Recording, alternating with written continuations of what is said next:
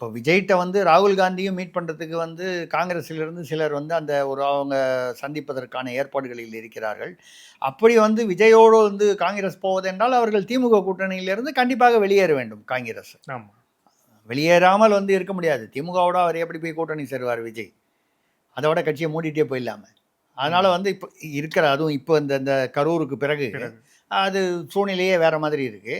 அந்த மாதிரி இதில் வந்து பாஜகவுடனா காங்கிரஸ் உடனா அப்படின்னு கேட்டால் விஜய் வந்து தன்னுடைய அரசியல் எதிர்காலத்தையும் அரசியல் பாதுகாப்பையும் வந்து அவர் எதிர்பார்த்தார்னா என்னை பொறுத்தவரை பாஜக கூட்டணி பாஜக இருக்கும் கூட்டணி பக்கம்தான் அவர் சாய வேண்டிய ஒரு அழுத்தம் அவருக்கு இருக்குது. ஏன்னா இனிமேல் அவர் தனியாக நிற்கிறதுங்கிறது பாசிபிலிட்டி வந்து ரூல் அவுட் ஆயிடுச்சு இந்த கரூர் நிகழ்வுக்கு பிறகு.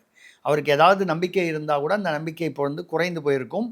மக்களுக்கும் அவர் மீது அந்த இமேஜ் நம்பிக்கை வந்து கண்டிப்பாக டேமேஜ் ஆகிருக்கும். இதை சரி செய்து கொண்டு வரணும். இதுக்கப்புறம் இந்த மாதிரி நிகழ்வுகள் நடக்காமல் இருக்கணும்.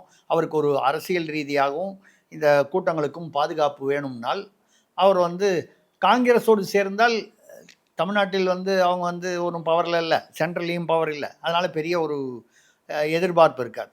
அப்போ இந்த கூட்டணி அமைவதற்கான அதிமுக, பாஜக, தாவேக, அதுக்கப்புறம் பாமக